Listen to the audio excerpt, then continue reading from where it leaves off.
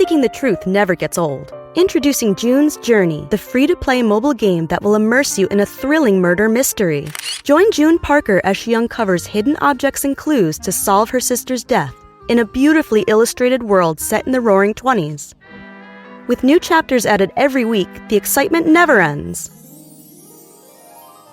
Download June's Journey now on your Android or iOS device, or play on PC through Facebook Games. A note to listeners: the following podcast contains content that may not be suitable for all audiences. Noah and I grew up together in the same household. So me, him, and DJ. And me and Noah had like the typical competitive, brother-sister love, as you will. And so we grew up always just running around being outside. We always hung out with the neighborhood kids. And we kind of went in pairs too. When everything first went down, all I knew was that he was found on the side of the highway.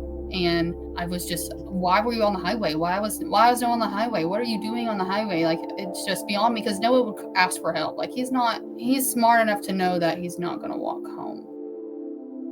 Actually, my mom had called me, and I got the phone call a little bit before 8 in the morning, and I was asleep. And when she called, for her to call that early, I knew like something was off. I didn't know like what. Surely I wasn't expecting something like this. You are listening to Partners in True Crime.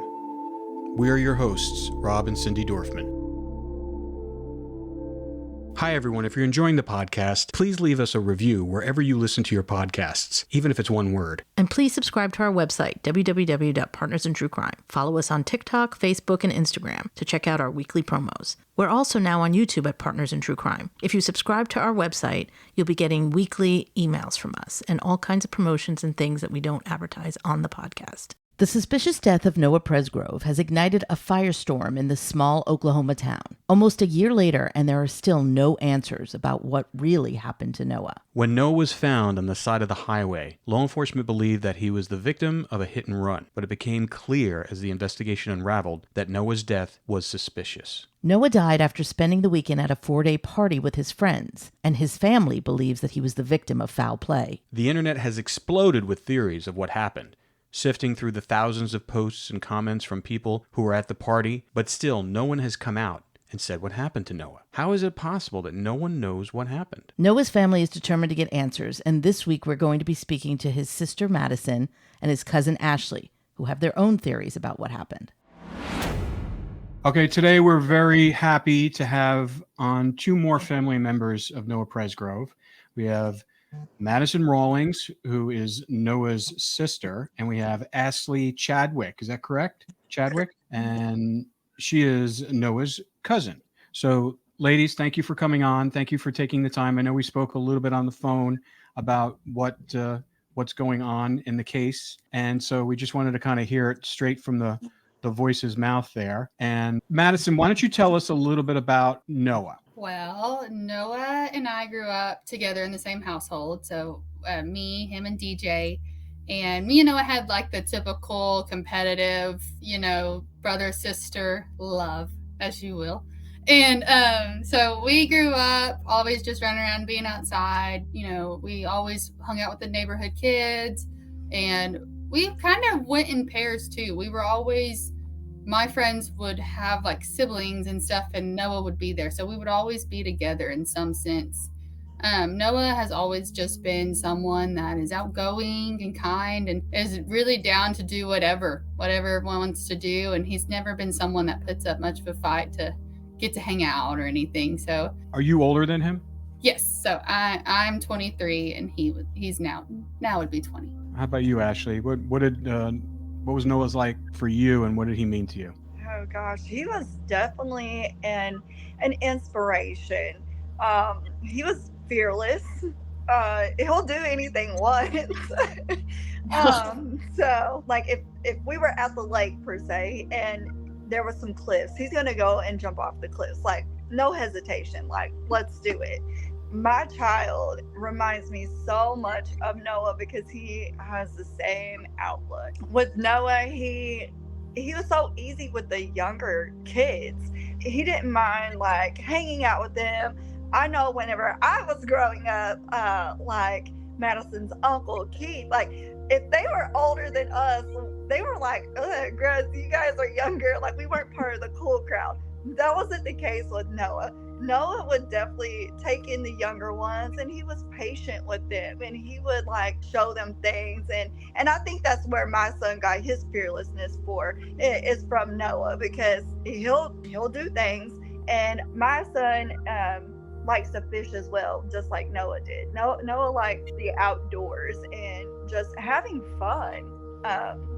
He was just not one to be upset or angry. If he was frustrated or whatever, it's for the moment, and then we're good. And that's just how he was. Awesome. So when you say he would try anything once. So when you heard that the possibility that he may have been surfing on top of the side by side, it probably wasn't surprising for you. It sounded like something he would do. Yeah. Interesting. All right. Well, Madison, where were you when you heard the news? I actually got woken up by a phone call from my grandmother, and she's located in Duncan, Oklahoma, and I'm located in South Texas. So I had a 7.5-hour drive that morning, and she had just called me and just said, Noah's been in an accident, like you need to come home. And she was just so upset. I said, okay. I just hung up the phone, grabbed some t-shirts, and got out the door. And my husband was like, do I need to come? I was like, well, I don't really know the seriousness right now, but you need to start getting stuff put up, like getting our house situated so that you could come up there, because I don't know what's going on. And so I get to drive, and I start getting phone calls and text messages and stuff. And I had 7.5 hours. So the first hour, it was pretty quiet, and I kept reaching out, wondering what's wrong. And I'm talking to Aunt Robin, and everything starts happening. And then I'm getting closer and closer, and people keep calling me, and I just had to quit taking phone calls. Like I had to focus on driving. There was nothing else I could do. I just had to have Aunt Robin tell my family quit calling me. Oh my gosh, that's horrible. I'm so sorry. That's awful. I mean, to not be there yet and hearing all these stories. I mean, what did you think? I mean, did you have any feeling about what had happened when you heard all these different stories or information coming at you? Well, when everything first went down, all I knew was that he was found on the side of the highway. And I was just, why were you on the highway? Why was Noah on the highway? What are you doing on the highway? Like, it's just beyond me, because Noah would ask for help. Like, he's smart enough to know that he's not going to walk home. Like, I don't know where he would have been walking to, So that's why he was 30 minutes from home. He wasn't walking to anywhere that I knew of. And so I was just like, why? Like, what is he doing? Like, what happened? What is he doing? Why was he there? Why was he there? What were you doing? That's all I could think, And I start seeing like Snapchats that were up the night before, and people keep texting me. And, that 7 hours, I mean, it dragged, but it flew by because I was on a mission, And I actually, when I finally made it across the Red River to Terrell, that was the way I go home. And a lot of my family wanted me to like detour and go around and go through Wichita Falls, but that added a whole hour to my drive. And I was like, no, I got to get home. So I drove through Terrell, and they had the highway blocked off, and they were rerouting traffic around on a county road. And so when I got there, it was like just like a hit in the face, like he's like something serious. I guess the whole time you're kind of thinking like, maybe he's okay. Maybe he's okay. Maybe it's not what they say it is, or I don't know. It was a lot of psyching myself in and out, and just I had so much alone time to think and no answers. Wow. How about you, Ashley? When did you hear the news? Actually, my mom had called me, and I got the phone call a little bit before 8 in the morning, and I was asleep. And when she called, for her to call that early, I knew like something was off. I didn't know like what. Surely I wasn't expecting something like this. And she had told me, I got up and we talked for a little bit, and we both were crying. So then I called my son's dad, and I told him about it. My son was at the time playing football, and they did like a Labor Day whatever get together at the football field, like a little practice, and they were doing like hot dogs, just like a whole bunch of morale for the kids. And so I had went to the football practice thing. And I didn't tell my son then. And so once it was all done and over with, I told him. And then that's when we headed to Oklahoma. And as we were driving, I told him what I had heard. How it was rolled out to me was that Noah was in an accident and they're calling it a hit and run. And so that was hard to take. I was like, you hit somebody and you don't stop. Like, they fled the scene. So it was a lot to process. And then we just gathered with our family once I got to my Aunt Deborah's house. Wow. I'm so sorry. It's so awful to go through something like this. When did you start realizing that maybe it wasn't a hit and run? I think where it really hit me was whenever we started asking, like, some of the kids, because the kids that were there were Noah's circle of friends, people that we've seen at the house, people that we actually know. And, you know, we start asking, like, what happened? Like, where were you? Where was Noah? What went down? You know, what was going on at that party? And we kind of start getting these, like, conflicting stories, and we're like, okay. And so many people, like Dalen's brother, Noah's brother, you know, he was like, no, it's not a hit and run. And then other people were like, yeah, it's a hit and run. And then, you know, all these conflicting stories. And we didn't get to talk to law enforcement, like, for a little while right after that.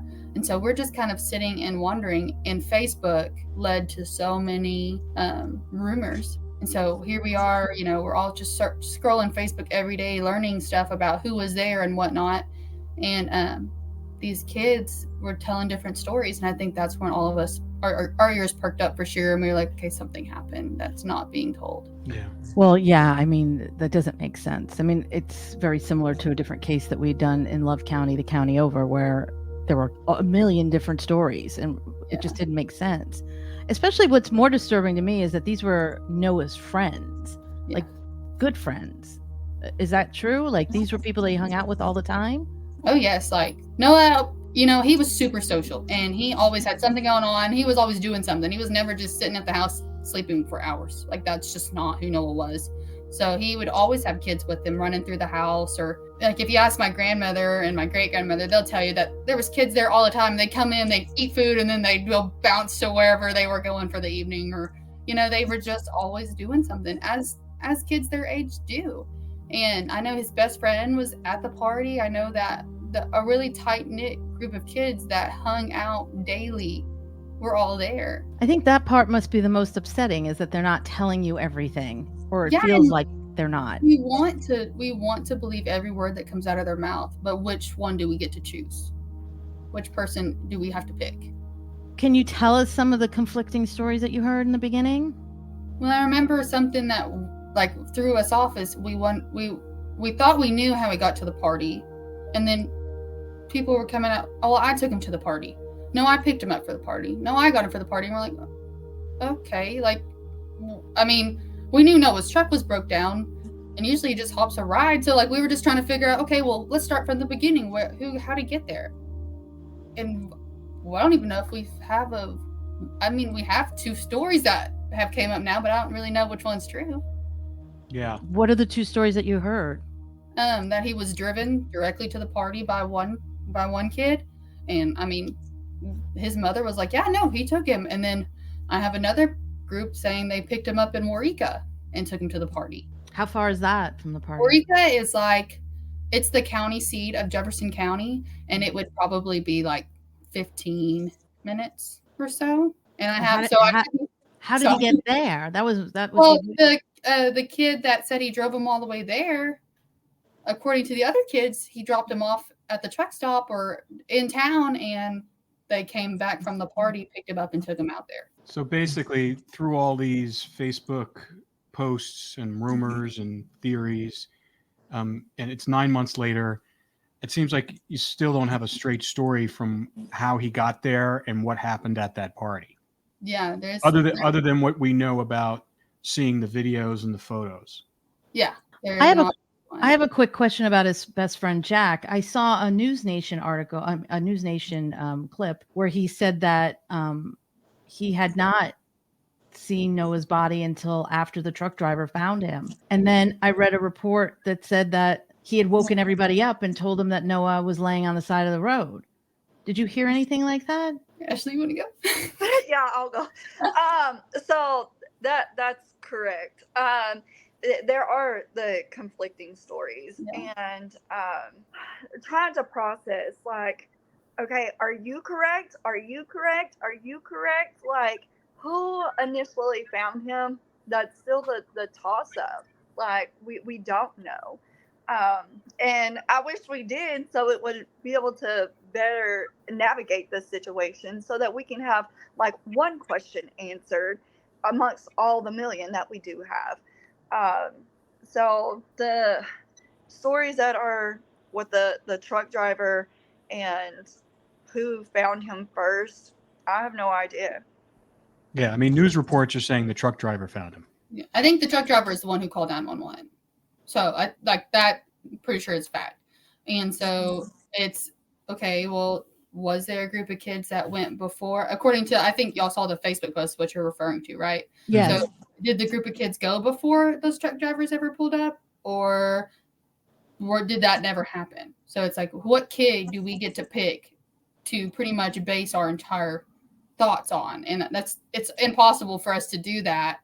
You can't. I mean, we're not like betting on the wrong horse is not a good term to use, but it's kind of the only thing that comes to mind. Right. Yeah. With that kid's post, everything that he wrote in that Facebook post, that he just came out and told his story, he had contacted me in October, and the same story is still the same, versus you have one kid that has multiple stories. So what story are we going to go with today? Yeah. And are you confident that law enforcement has questioned all these kids? Because I know some of them have lawyered up. No. I think that they originally questioned the people at the party. Now, do I know like the depth of that? Like, were you there? I have no idea what they said, but I don't know if they've come in again or if they questioned them about all these conflicting stories. We truly don't know. do you think that he was the victim of foul play? I personally believe that someone else had to have been there when he died. So whatever that entails, then yes. Yeah. I mean, because if it was an accident, why wouldn't you report it? Like if he was just doing something goofy and something bad happened, and then, I can understand why people would get scared and they don't want to say anything. They're young kids, they have their whole life ahead of them. They've never experienced something like that, and they don't want to get in trouble. So maybe it's easier to just say nothing as opposed to saying something. But it just seems weird that he ended up on the highway the way he did.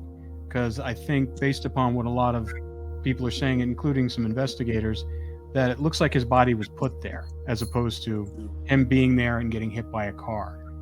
So, and the fact that he wasn't wearing any clothes, and he was just wearing mismatched flip-flops. I have a question about that. I read a bunch of things that I saw a bunch of posts and videos of him getting drawn all over. Girls were drawing all over him with marker. When they found him, I read that a few reports saying that those markings were gone.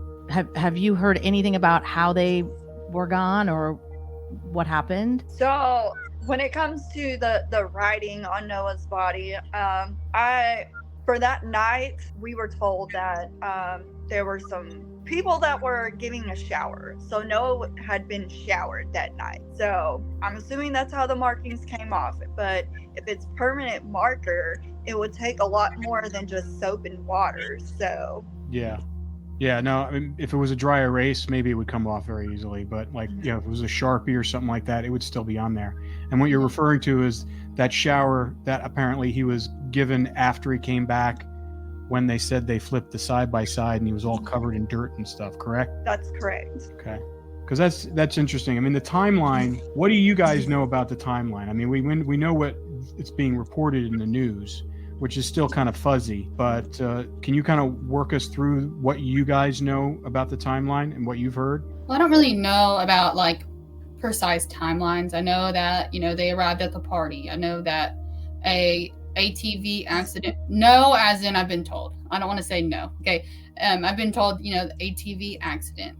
He was riding on this ATV. A minor accident happened. They all said that he was checked out fine, that it was just laid over on its side. It wasn't like a roll down a hill or something. And they said that when he came back to the house from this accident, I don't have a time for it or anything, that he was dirty. They gave him a shower, put new clothes on him. He ate some food. He gets upset, and then he walks off, and then that's it. And we do have Snapchat of someone saying, well, Noah's missing, and it's timestamped with 3:41 a.m. I think that's the only thing that we knew, like, this happened at this time, because everything else was so about this time or right after this time, or, we didn't have anything else other than a timestamp. Well, Noah is missing. Did anyone say that he was wearing what they found him in when he left the second time when he got mad? I haven't heard anything like that. That he walked out naked or anything. I mean, I haven't. No, not that he was naked and left the residence. I was told that after the shower, one of the party goers were trying to get him dressed, and he was running around just being crazy and silly, and they were trying to get underwear onto him, and they had these white wrestling shorts, like athletic shorts, and that's what they put on him. Now, everything else, like the mismatched shoes, all that sort, that was never stated. Yeah. I mean, if he had left the house naked, I think people would have said something, or social media posts or something. They were documenting everything for every minute of that party. Around the house, I think that they would most definitely have filmed that. Of course, here's a good-looking guy. They're going to be like, "Oh, look at him. He looks like a fool." Let's, whatever. I mean, I don't believe that he would have left the house naked without anyone documenting that. That makes no sense. Do we know what the color of the shorts were that were found next to his body that were apparently folded? White. They were white. So it was the same shorts that they put on him after the shower. Supposedly. Yeah. What do you know about the person that was throwing the party? Do you know anything about her? Avery, Joe? I don't know her at all. But I'm in Texas. Right, sure. And I'm 35. So yeah, there's no connection there.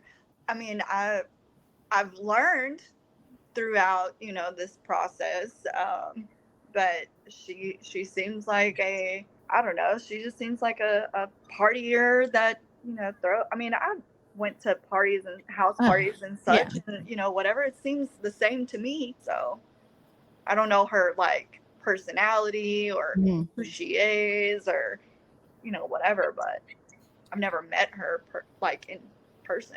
I can't remember if Dalen or Robin told us this yet, but did anybody from your family, have they spoken to that family that threw the party yet? Or have you guys been kind of just told to kind of back off? Well, I know that, the best friend is engaged to Avery's sister. So I know that they're directly tied together, but I mean, I've never personally spoken to the younger sister or the party thrower at all.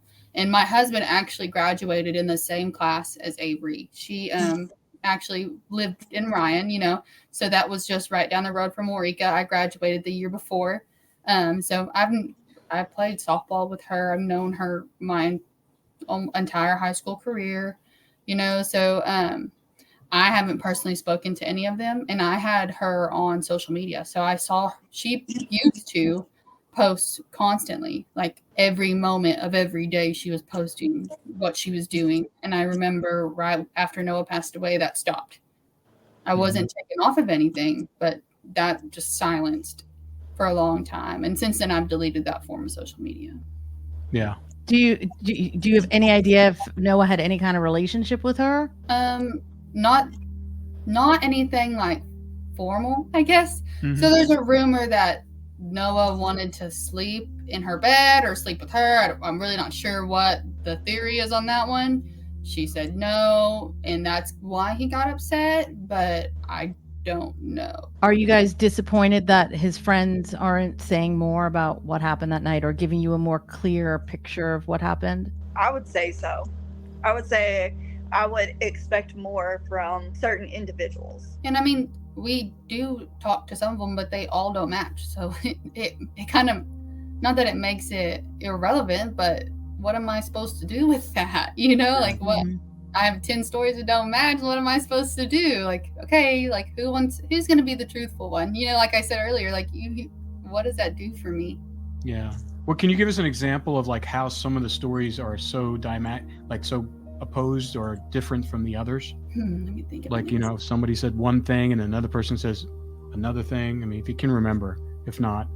Well, I know, like, you know, best friend was asleep, but then there's Snapchat saying he was awake. And someone said, like, one kid said they went to the scene and looked at Noah, and the other kid said that they, you know, that they were all woken up by it. Like, it's all of these conflicting things that build up. And then we kind of start getting nitpicky at that point. Like, okay, well, someone said, you know, you were here.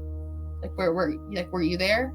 And I don't know. It's kind of just a big web because it is over 9 months of all these small conversations that we have just screenshotted and recorded and just trying to piece together for ourselves too, because law enforcement can only give so much to us for like integrity of the case. Yeah. When you heard about the medical examiner's report and that it was blunt force trauma that caused his injuries, what were your thoughts on that?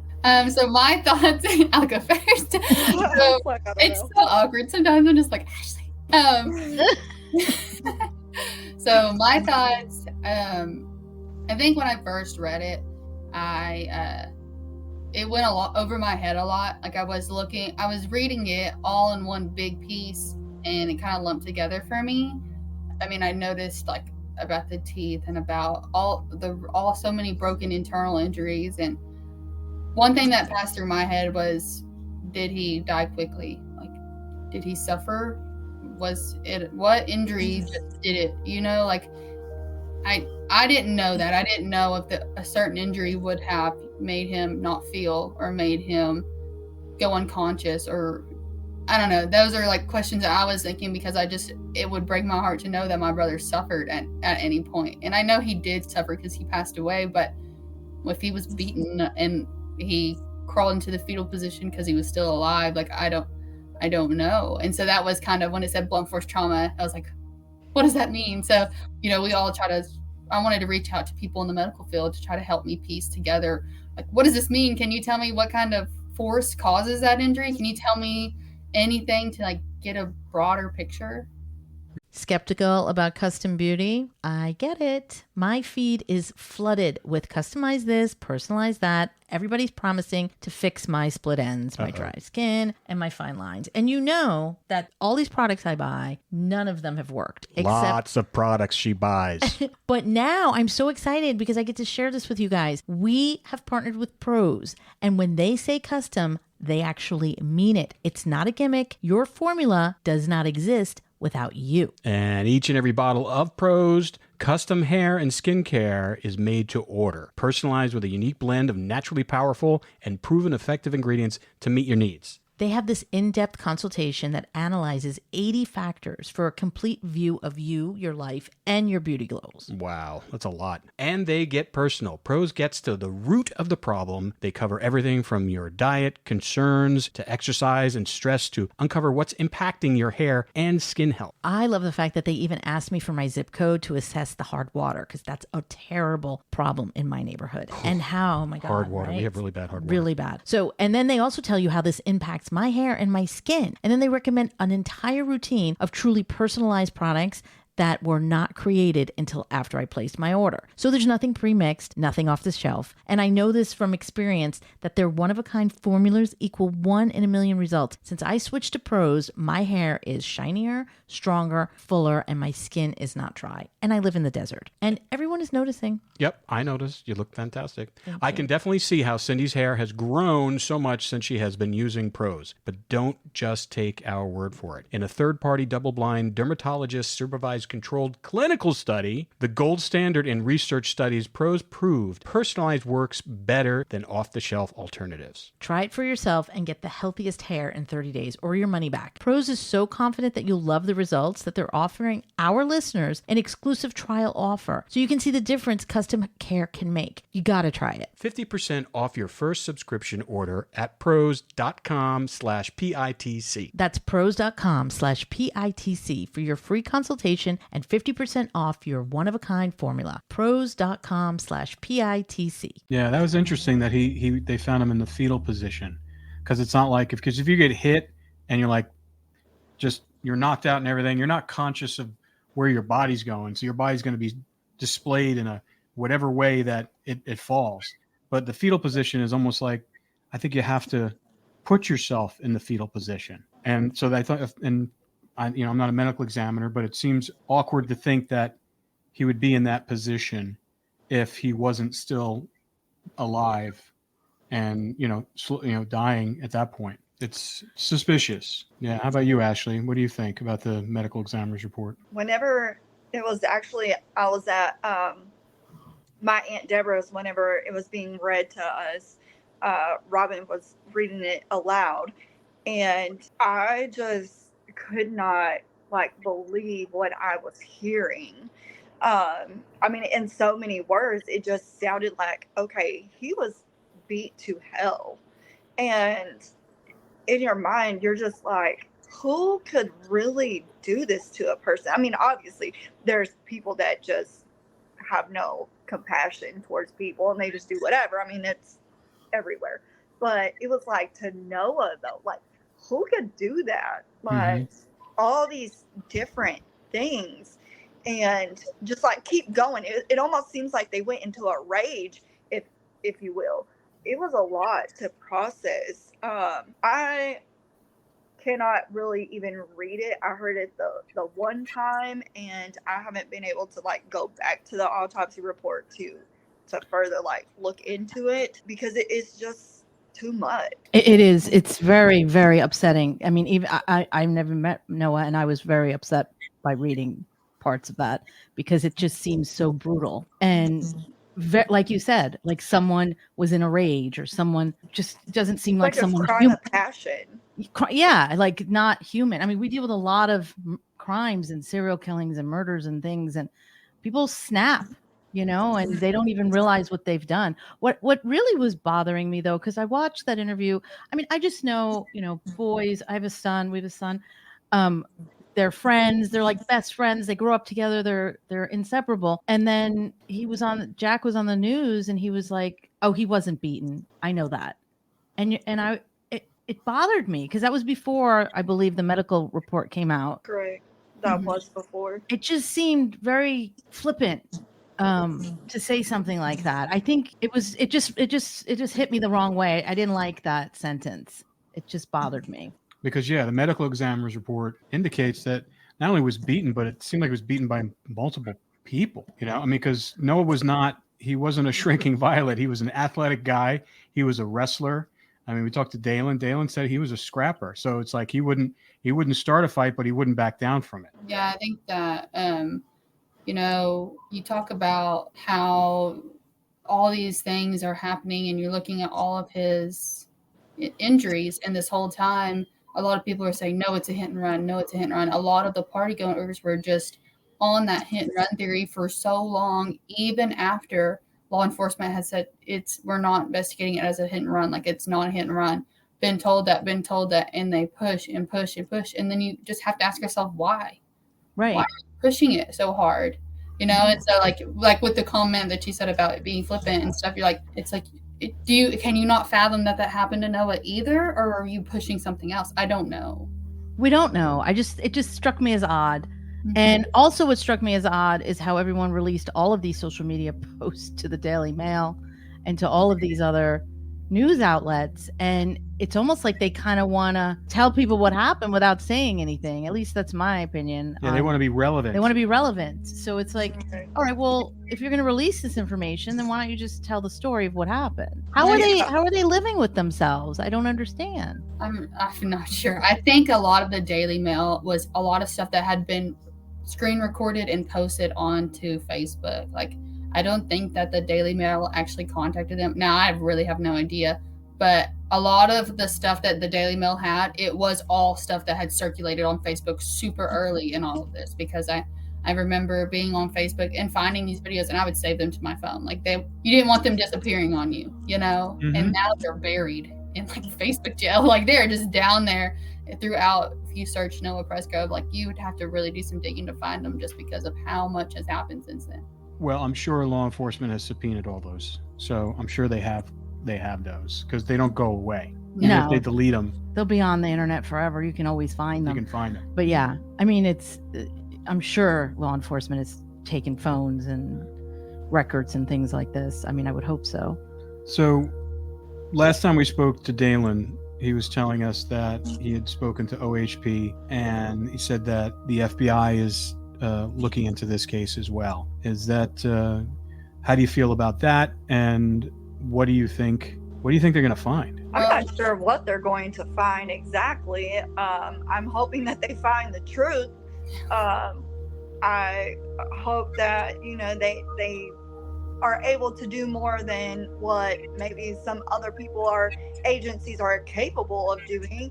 I personally wish that they would just come on to the case and just take it over. That's just me personally. Just because OHP does have other cases, they have other jobs, they have other things where, like, the FBI isn't like doing everything in the world, you know, to save it, but they can utilize more of their time to focus on the things that they can't necessarily focus on. Yeah.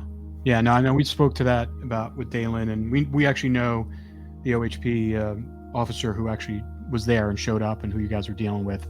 We dealt with him on. We like him. We think he's a good guy, and he's doing his job. But like we were saying before, it's not OHP's expertise. They don't deal with foul play type stuff.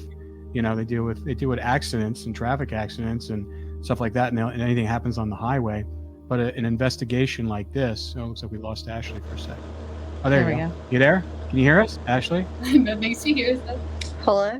Hello. Can you hear us? Can you hear us? But I think it is a blessing, though, that you know, he was found on that highway. Because imagine if he was. Here, hold on one second, because I re-rack what we were saying. So what I was saying is that we know the OHP police officer who showed up and who was investigating the crime, and for about 8 months. And I know you guys didn't get a lot of answers at that point, but I guess everybody was waiting for the autopsy report to come out. And when that came out, he actually, you know, I mean, I guess they realized this is going a different way, and they have to bring in some other expertise because it's not really their purview. And that's what they're doing by bringing in the FBI, which I think it's a really smart move. The more that eyes you have on this case, the fact that you guys have 3 private investigators looking into this, and that you guys are being advocates for Noah and not leaving any stone unturned, even though you're working with law enforcement, you're doing your due diligence, which I think is really important for victims' families to understand, because, you know, law enforcement, they're not omnipotent, they're not omniscient, they don't know everything, and they're not all powerful, and they need support from the community to find answers to these crimes. And so hopefully that happens with Noah's case. But Madison, you were telling us a little bit offline the thing that you would like to see done a little bit better as far as some of the online stuff. And so why don't you tell us a little bit about that? I know as a family, we've been kind of like discussing about, you know, we created that Justice for Noah page. Ashley got it all set up for us at the very beginning. And, you know, we wanted it to be a place where we want people to know Noah. We want people to know that, you know, he needs justice and that this is ongoing. And we want to be able to update those that are following and keep the integrity of his story. And I know that that's kind of the direction we want to go with it. And we want it to be a place where you can positive thoughts and, you know, things that you want to see for Noah. I know there's other pages that love to share theories, and that is welcomed over there for sure. But I think that our page wants to kind of go in a direction of being a positive space to know Noah and to know his story and to understand like any kind of updates if you want to follow his case, or like where we can share these kind of podcasts and we can share all of the movement that is being made for Noah without having to just go down these rabbit holes of theories. There are other pages that would love to hear your theory. And I think that Justice for Noah would like to just hear your heart and hear your love for Noah.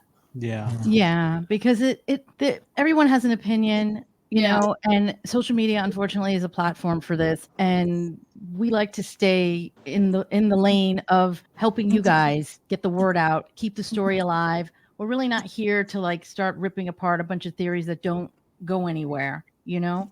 If there's a theory that you think has some weight to it, we want to follow it.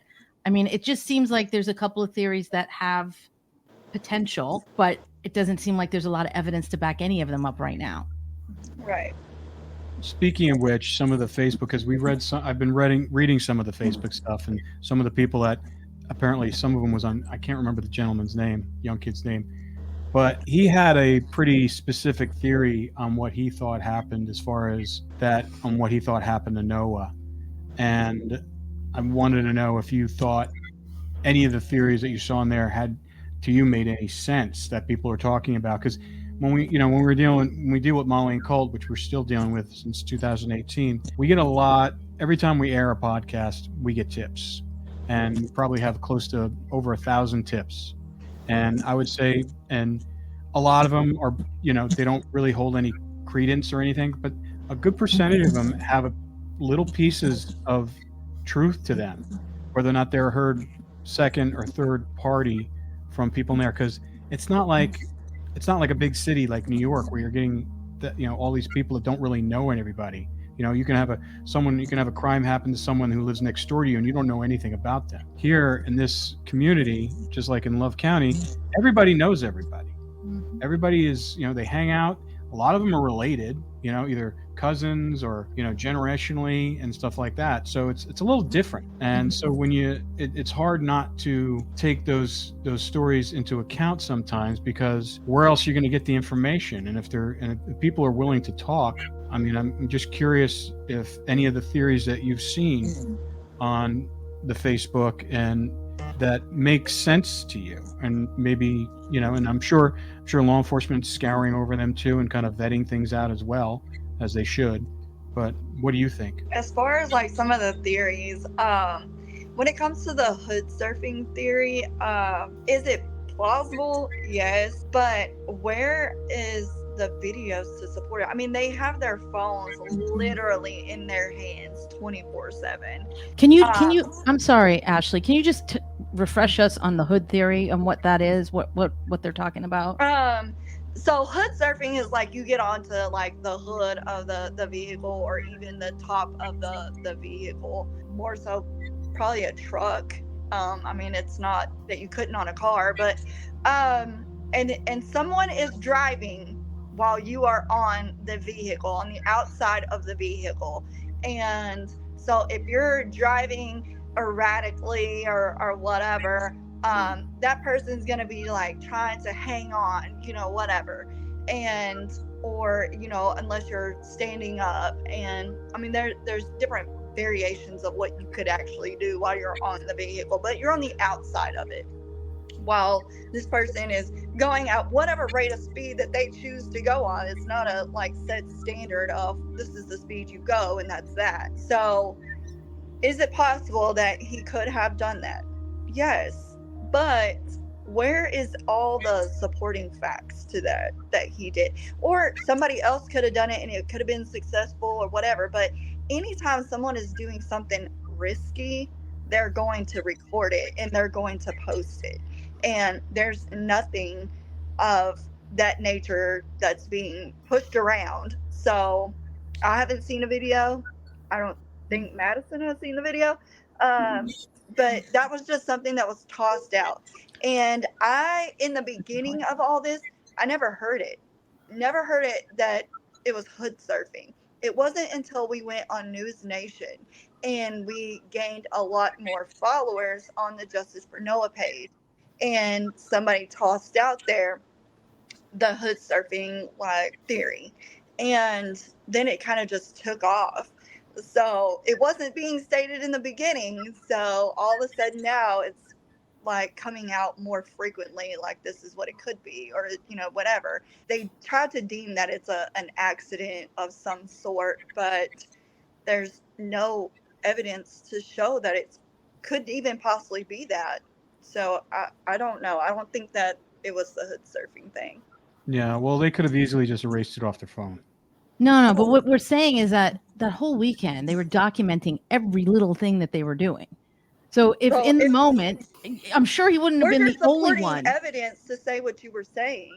Like if it's legit an accident, if it was legit hood surfing, or if it was whatever, to get the heat off your back or whatever position you feel that you're in, why wouldn't you just be like, look, this is what happened? It would answer so many questions for us, and people wouldn't be attacking certain people. We don't want to wrongfully, put this pressure on somebody else, or wrongfully say that this person was involved whenever they probably really weren't. Like, that is not the motive here. We're wanting answers. So if that's what it is, then why would you not provide that? That's the thing that makes me very suspicious, because if it was an accident, regardless of what it was, I mean, why wouldn't you come forward, especially after all this time? Because here's the thing, the longer it takes, the worse it gets as far as you coming forward. So, I mean, I agree with you, Ashley. Like, if that's what happened, show you, because someone videotaped it. There's no way these kids did not document someone surfing on the top of a truck or the hood of a car or whatever when they're all hammered like this. There's just no way. They were recording slapping each other. Right.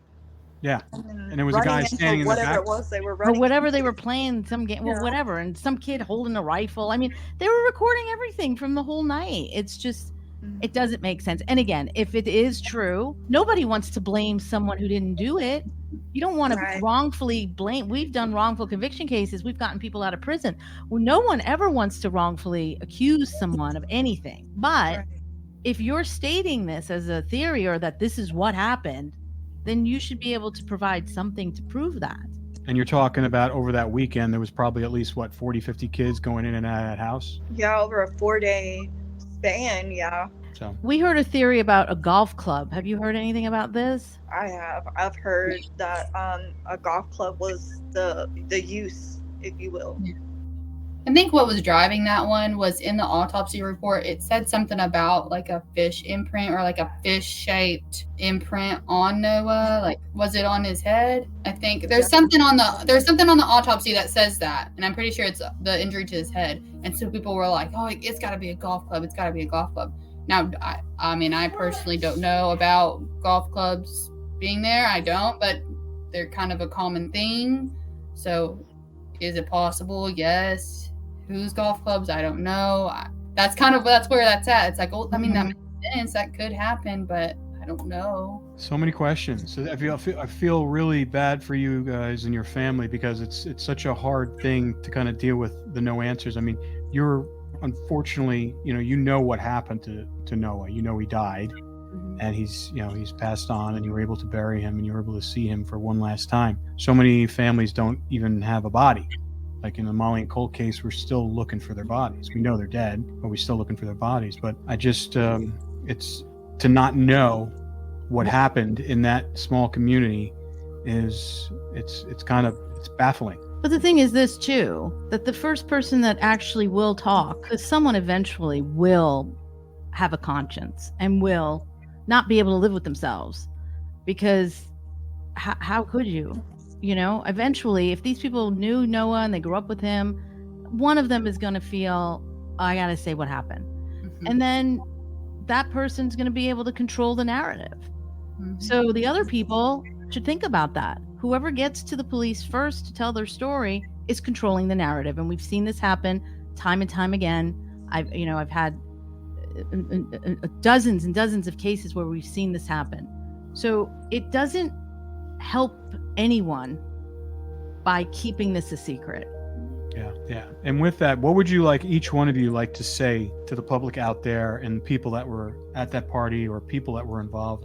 What kind of call to action would you like to tell them? Do you want to go first? I think that we really just want this not going away. Like, it's not something that will be just dropped at any point in time, because we are all so motivated to figure out what happened to Noah, and we're truly driven past any kind of extrinsic, motivation. It all comes from our heart and wanting to know and wanting to find out what happened to him. And regardless of whether you think you're not important, or you think that what I saw wasn't important, or that doesn't affect what happened to Noah, you could be completely wrong, because that could be something that didn't make sense to law enforcement before, and now you come and you can share your testimony, and you can share whatever you have, and you can help us get to our end goal of knowing what happened to Noah. How about you, Ashley? I agree with what she is saying. Like, we're not going to stop fighting. We're not stop fighting for answers and figure out what all exactly took place. So, and whatever you do have, as minute, whatever it may be, it could be the biggest thing to just unleash everything.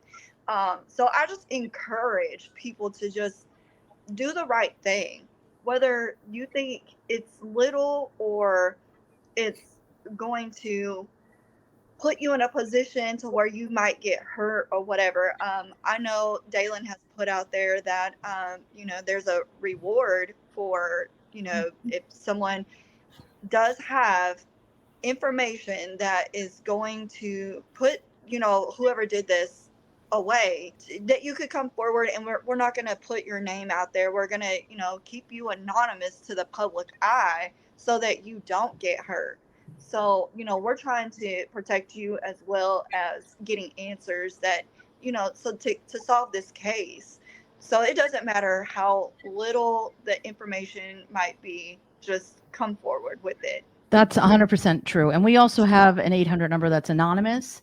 You can call, you can leave a message. People reach out to us all the time. They give us information all the time.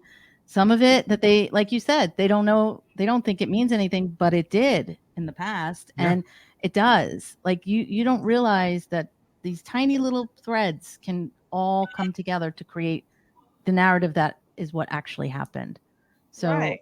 It's important. And so, like, if me and Madison were at a party or are at this party, where she stands and where I stand, we could be at the same party, but not have the same viewpoint or whatever. Like, what happens with her and where she's standing, I might not have even seen or known that this was going on. There could have been like a small little dispute over there or something, and I'm over here focused on the group that I'm hanging with, but we're all in the same room. So anything could just come about, and it could very well just open everything up. Yeah, because everyone has their own perspective. So you could see something, he could see something I didn't see. You know what I mean? Or if there was a group of kids that maybe went off with Noah, independent of all being at that house, maybe one of them, you never know. I mean, you just don't know. I mean, is there what do you know? Have you seen the location of the house and where he was found? Were you able to go there and see it physically? Yeah. So I would imagine the house was probably offset on the street, probably back, I don't know, probably maybe a quarter mile. Mm-hmm. And then it's surrounded by farmland. Are there any other houses around there? Yes. There's one other house, but it's a family member as well, right? Mm-hmm. Mm-hmm. Yeah. It's so like on this dirt gravel road, like you have to go over the railroad tracks, and then there's it almost looks like there's this abandoned house, but then there's that house, and then there's the other family member's house on down. Mm-hmm. Yeah. Because, I mean, I don't know if this is a theory that's banted around, but I think I read something where people who either weren't at the party or discovered Noah or whatever could have been involved, and that could have set off an altercation, and maybe that's what started it. I mean, there's a variety of things can happen, and especially if the kids at the party are saying their stories are all kind of mismatched and not consistent. Do you think there's a world in which someone from outside the party may have done something, or maybe more than one person? Because it appears that the beating was it didn't seem like it was somebody that did it was one person, unless that person was very powerful and overpowered Noah, because I just don't see that happening with him. I mean, what do you guys think? Would he have fought back, or how would he protect himself? He would have ran. Like, that dude could run. Like, I don't know the likelihood of a complete and utter stranger being in Terrell, Oklahoma at the perfect time, committing the perfect crime, and just walking away seems completely like out of this world. Obviously, there's got to be a percentage of that it could happen, but there's nothing guiding my mind that way. Has anyone spoken to the kids from Texas? Yes, they have been questioned. One of the last thing, and then we'll let you guys go. But what Dalen was telling us is that the property hasn't been searched by law enforcement, and I guess the property owners are saying that it has. What do you know about that? No, it has not been searched.